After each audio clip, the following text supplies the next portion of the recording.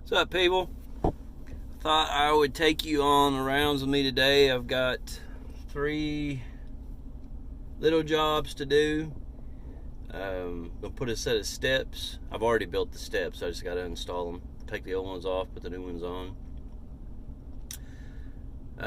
This is the same house we replaced the. Sorry about that glare. Replaced the crawl space doors in last weekend. So I'll rip those stairs off, put a new set on. I've got 2 places. One I put a fence on. Their neighbor ripped off the back section because there was a property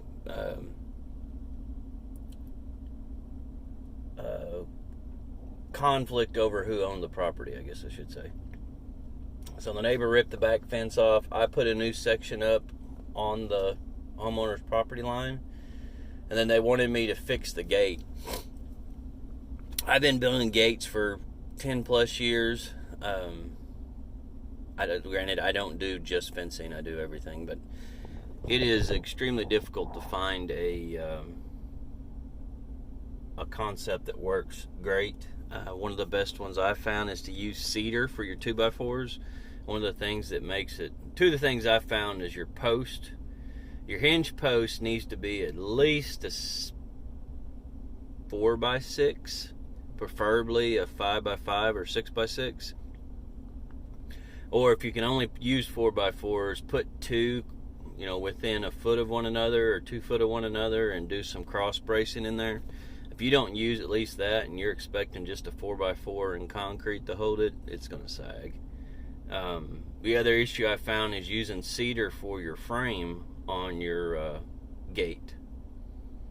It takes a lot of the weight out. Treated 2x4s are pretty heavy, so if you can take as much weight out as possible, that helps.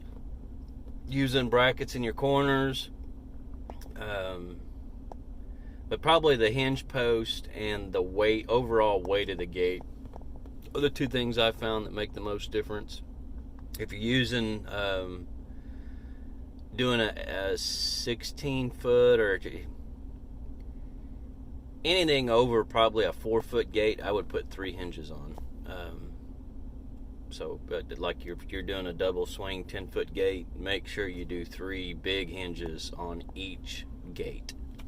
So if you've got 2 sections, you're going to use 6 hinges. It's more expensive, but it's going to help hold the weight a lot better. So the sagging portion of gates is just a non-stop nightmare. And I've stopped and looked at guys that do nothing but install fencing, tried to look at their methods of how they build their gates. Some people miter their corners.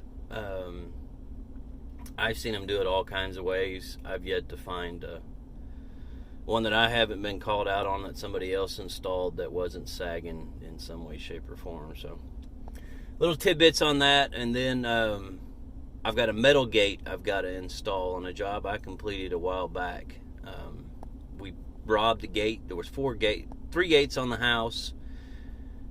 These are like colonial style homes, and on one side of the property they have this little garden patio area with 2 gates, and on the other side they had just 1 gate in the same kind of garden patio area on 2 different sides of the house. Well, he wanted 2 gates on both of them. The new gate I installed was more visible than the other side, so I robbed a gate, and I couldn't find one, so I had to make one at home out of materials that I had. So we're going to go by and install that.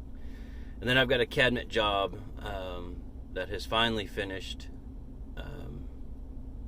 I got the doors painted and ready, so we got to go by and install that. So kind of a full day's worth of work. We'll see what happens.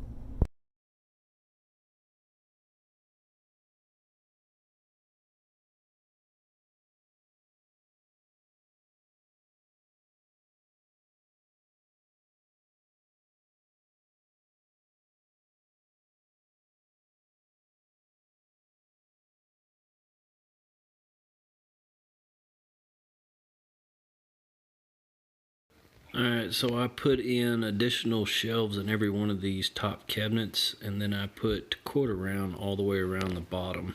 She had her kitchen remodeled previously. So that was part of the job. And then in here, I built these cabinets. So I built this stand-up cabinet. These are the doors that are going on it, and the cabinet over the laundry room. And that is how far out that wall is. So as I mentioned in the video, this was way, way out. There's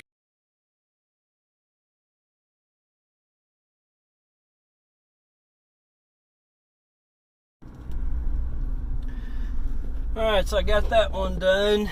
So this is fourth job of the day. 3 small ones in the morning, and it took me about 4.5 hours to finish up hanging the doors, doing the crown molding around the cabinets that I installed, and she had a couple other little things for me. I showed some pictures of what it looked like, all the stuff that I did. I have never built a cabinet to go around a wall as crooked as that was. It was crooked every way, shape, and form. No matter what angle you put it on, it was out. So it was kind of a challenge. We ended up having to do a panel to cover all the problems, and her son's going to come back and sheetrock and mud floated out to that panel to try to make it even. So it's going to be a problem. But that's one of those jobs. I have about probably 2 jobs a year that absolutely drive me insane and make me want to quit, and that was one of them. I still got to go back over there after they float the wall out. She wants me to put a shelf right over the top of the washer and dryer, just underneath the cabinets that I built. So that one, that won't take that long to do. So glad to get that one done. So there's only a couple jobs a year I have that are like that, where they're just an absolute nightmare. That one drug on for just long, way too long. Took me a while to get to the point to where I could build the cabinets, and then once I got them built, started installing them, I realized how out of plumb the wall was in every direction. Just one problem after another. She didn't like the doors that I originally had built. I don't have the bits to build the raised panel doors, so I had a cabinet guy of mine build those. I built the boxes and he built the doors for me. So those weren't right, and I found that out like the week of Christmas that she didn't like them. So I ended up having to turn around and have him make a set of doors. That took almost a month and a half to get those made, because he's kind of like me. He works 2 jobs, so he doesn't have time to make the doors, in a day or so. It just takes him a while to get to it. And then she didn't like the paint job. And as you know from my other videos, I hate painting. Hate it with passion. But she didn't like the finish on them. So I got a guy, the sub that I use, to come in and do finish painting. If I get a real meticulous customer that wants everything perfect, I'll bring him in to do it. So it took him a while to get over there. So just one thing after another. It's just the nature of the business. You're going to have issues like that come up. But you stick with it like I did with her, that'll be a non-stop referral, despite everything messing up. The horror stories you hear usually aren't about the contractor that tries to make it right. It's about the ones that mess up, the customer complains, and they just leave and never come back. So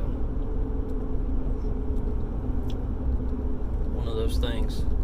So now I got to go home and drop my box trailer, and then I've got a shower valve in a town that's about 30 minutes from me that is leaking. And she also wants the shower caulked. So there's nobody in that house, so I'll probably bring the video camera in and let you see exactly what I'm doing there. So more to come. So that's the valve, and 2 of these. So this one on here. just had a set screw. These screwed in here. Unscrewed those. And unscrewed the handle. I just gotta figure out how you take this off without breaking everything. Oh, pain in the butt. So on these, there's 2 screws. This cap just pops off. So it was just snapped on there. Pop it off, take this Phillips screw off, then pull this off, then I can get to the valve. Alright, so after you shut your water off, turn spigots on, make sure that your water's off. Then you have to figure out how to take this off, because the valve is underneath there. And since I don't know exactly how that works, there's usually a set screw that holds it on. Don't see one there.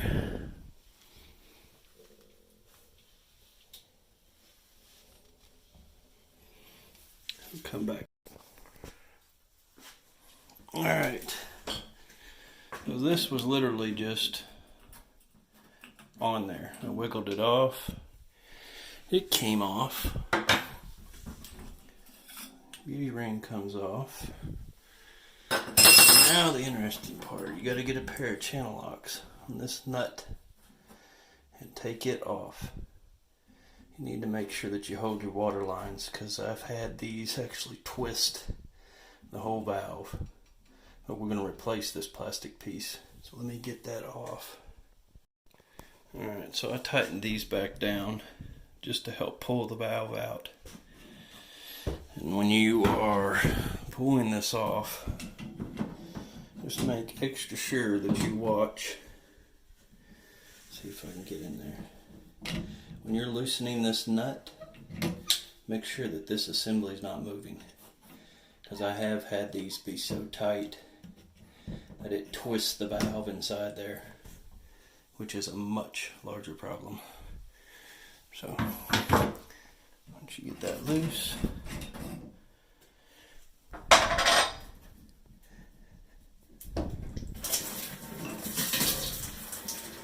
there's our problem child.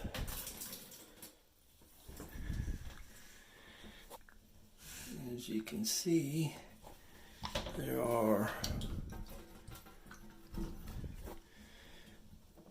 valve assemblies down in there. More than likely the problem is this metal plate is, you get your hot and your cold inside here, and this valve is what holds against there. And when you rotate this, these holes line up with your hot or your cold, and it mixes inside here and comes out. So usually it's either the surface of this is bad or these washers inside here. More than likely the washers. So I'm going to get a little screwdriver and pull those out. So you just take your screwdriver, wiggle these out. There's a spring and a rubber seal. And I bought a new kit, so we will replace these, put them back in the same way. Alright, so let me show you. Up inside there, I put new springs and rubber assemblies inside there. You just want to make sure that they're going to come out and protrude a little. You want that because they're new. But you just want to make sure that it's not stuck up. It needs to be pretty solid in that hole. These have a notch. You just line that notch up. The notch on the valve. and then tighten this back up.